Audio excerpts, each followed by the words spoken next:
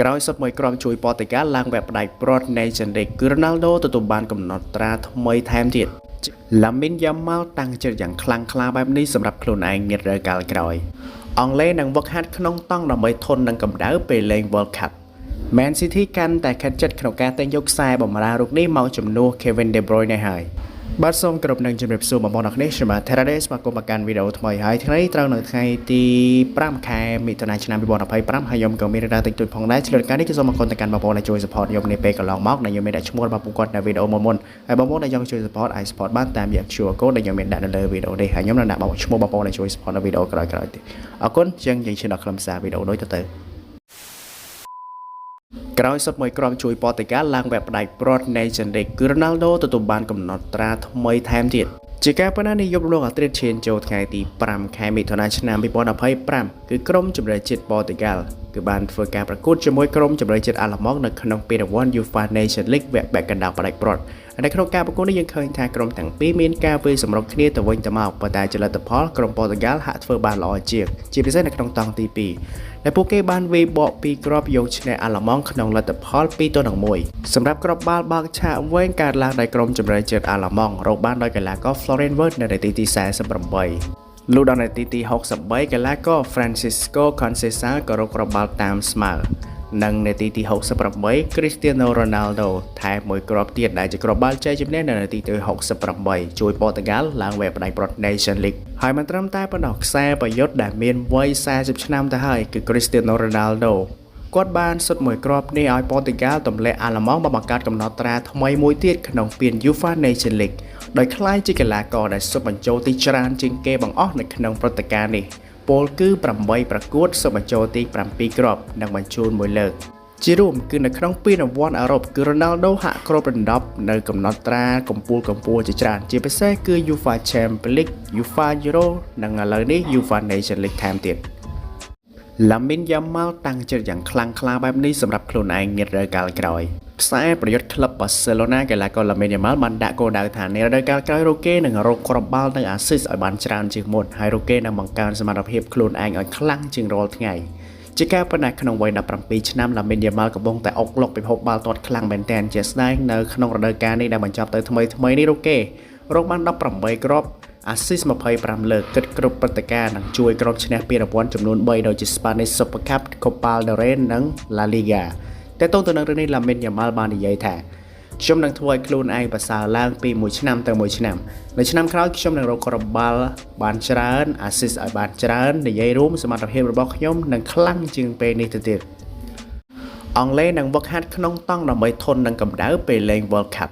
ក្រុមជម្រើសជាតិអង់គ្លេសកំពុងប្រើប្រាស់តង់កម្ដៅដែលជាផ្នែកមួយនៃការវឹកហាត់ដើម្បីឲ្យកីឡាករធន់នឹងលក្ខខណ្ឌដែលពួកគេអាចជួបប្រទះក្នុងការប្រកួតបាល់ទាត់ពិភពលោក FIFA World Cup នៅសហរដ្ឋអាមេរិក កាណាដា និងមិចស៊ិកនៅឆ្នាំក្រោយលោក Thomas Tuchel និងក្រុមរបស់គាត់ស្ថិតនៅក្នុងទីក្រុង Girona ប្រទេសអេស្ប៉ាញសម្រាប់ការវឹកហាត់អង់គ្លេសប្រកួតជាមួយអង់ដូរ៉ាក្នុងវគ្គជម្រុះ World Cup នៅថ្ងៃសៅរ៍មុននឹងប្រកួតជាមួយ Senegal ក្នុងការប្រកួតមិត្តភាពនៅកីឡដ្ឋាន City Ground របស់ក្លឹប Nottingham Forest នៅថ្ងៃទី10ខែមិថុនាជាផ្នែកមួយនៃជំរំវឹកហាត់គ្រូបង្វឹកក្រុមជម្រើសជាតិអង់គ្លេសនិងបុគ្គលិកនៃសមាគមបាល់ទាត់និងពិនិត្យមើលរបៀបដែលកីឡាករស៊ូទ្រាំក្នុងស្ថានភាពក្តៅនិងសើមដែលពួកគេអាចប្រឈមក្នុងការប្រកួតបាល់ទាត់ពិភពលោកអ្នកលេងនឹងធ្វើតេស្តកាយសម្បទាខាងក្នុងតង់នៅលើកង់ហាត់ប្រាណក្នុងសីតុណ្ហភាពដែលពួកគេអាចត្រូវបានគេរំពឹងថានឹងប្រឈមមុខអំឡុងពេលប្រកួតហើយការជាសះស្បើយរបស់ពួកគេនឹងត្រូវបានវិភាគកាលពីសប្តាហ៍មុនលោក Tuchel បាននិយាយថាគាត់រំពឹងថាកីឡាកររបស់គាត់នឹងជួបបញ្ហានៅក្នុងលក្ខខណ្ឌនៃការប្រកួតហើយគាត់នឹងធ្វើដំណើរទៅកាន់ការប្រកួត Club World Cup នៅរដូវក្តៅនេះនៅសហរដ្ឋអាមេរិកដើម្បីវិតម្លៃលក្ខខណ្ឌមានការប្រមានថាសីតុណ្ហភាព14ក្នុងចំណោម16កីឡដ្ឋានដែលត្រូវបានប្រើប្រាស់សម្រាប់ការប្រកួតបាល់ទាត់ពិភពលោកឆ្នាំ2026អាចលើសពីកម្រិតគ្រោះថ្នាក់ដែលកើតឡើងក្នុងអំឡុងពេលប្រកួតនៅទីក្រុង Dallas ដែលជាម្ចាស់ផ្ទះក្នុងមួយឆ្នាំជាមធ្យមច្រើនជាង 80% នៃខែមិថុនានិងខែកក្កដាលើសពី28អង្សាសេអង់គ្លេសបានឈ្នះការប្រកួតជម្រុះ World Cup ចំនួន2លើកដំបូងរបស់ពួកគេក្រោមការដឹកនាំរបស់ Thomas Tuchel និងឈរនៅកំពូលតារាងនៃពូល K Man City កាន់តែខិតជិតក្នុងការទិញយកខ្សែបម្រើរូបនេះមកជំនួស Kevin De Bruyne ហើយក្លឹប McHugh Manchester City ត្រូវបានអ្នកកាសែត Fabrizio Romano រាយការណ៍ថាកាន់តែគៀក ក្នុងការចុះហត្ថលេខាយកខ្សែបម្រើទីជានៃ Render ពីក្លឹប AC Milan ហើយភាគីរបស់លោក Pep Guardiola កំពុងតាក់ទងដោយផ្ទាល់ជាមួយកីឡាករដែលកំពុងស្ថិតក្នុងដំណាក់កាលចរចាជាមួយ AC Milan ដើម្បីនាំយកកីឡាករសញ្ជាតិហូឡង់រូបនេះមករួមក្រុមឲ្យបានឆាប់បំផុតពលនោះគឺឲ្យបានមុនព្រឹត្តិការណ៍ FIFA Club World Cup ក្នុងនោះ Rangers ត្រូវបានព្រមព្រៀងលក្ខខណ្ឌផ្ទាល់ខ្លួនទាំងស្រុងក្នុងការផ្លាស់បង់ Man City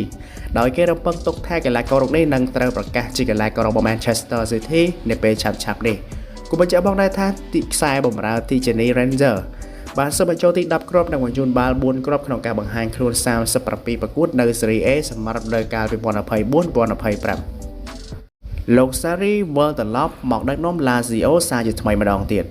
ផ្នែកនេះសារព័ត៌មានអ៊ីតាលី Ancronos បានរាយការណ៍ថាលោក Maurizio Sarri បានត្រឡប់ទៅ Lazio វិញក្នុងនាមជាគ្រូបង្វឹកមួយឆ្នាំបន្ទាប់ពីគាត់បានលាលែងពីតំណែងនេះអតីតអ្នកចាត់ការ Chelsea និង Juventus លោក Maurizio Sarri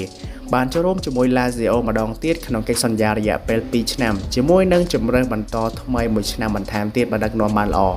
Lazio មិនបានឆ្លើយតបភ្លាមចំពោះសំណើសុំការអធិប្បាយទេ Sarri បានលាលែងចេញពីតំណែងជាគ្រូបង្វឹកក្រុម Lazio នៅខែមីនាឆ្នាំ2024ពលគឺ73ឆ្នាំក្នុងអាណត្តិរបស់គាត់ពួកគេបានបញ្ចប់ក្នុងចំណាត់ថ្នាក់លេខ7ក្នុងលីកអ៊ីតាលីក្នុងឆ្នាំ2023-2024និងបញ្ចប់ក្នុងចំណាត់ថ្នាក់លេខ2កាលពីរដូវកាលមុន Lazio បានបញ្ចប់ក្នុងចំណាត់ថ្នាក់លេខ7ម្ដងទៀតនៅរដូវកាលនេះក្រោមការដឹកនាំរបស់ Marco Baroni តារាបាល់ទាត់កូរ៉េខាងត្បូងលីកាងអ៊ីនស្ថិតក្នុងចំណោមកីឡាករ2នាក់ដែល PSG ចង់លក់ចេញបន្ទាប់ពីឈ្នះ Champions League ក្រោយជ័យជំនះជាប្រវត្តិសាស្ត្រនៃក្របខ័ណ្ឌ UEFA Champions League ក្លឹបអ្នកមាននៅបារាំង Paris Saint-Germain បានចាប់ផ្ដើមរៀបចំក្រុមរបស់ពួកគេឡើងវិញសម្រាប់រដូវកាលក្រោយដោយដាក់កីឡាករ2នាក់នៅលើទីផ្សាររដូវកីឡាករ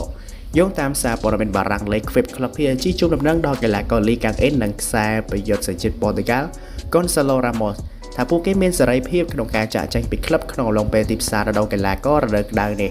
ក្នុងរដូវកាល 2024-2025 Gonçalo Ramos បានបង្ហាញខ្លួនក្នុងការប្រកួតចំនួន41នៅទូទាំងការប្រកួតទាំងអស់ដោយសូមបញ្ចូលទីបាន18គ្រាប់ទោះបីជាយ៉ាងណាក៏ដោយគាត់មិនអាចយកកន្លែងរបស់ Ousmane Dembélé ក្នុងតំណែងប្រយុទ្ធរបស់ PSG បានទេ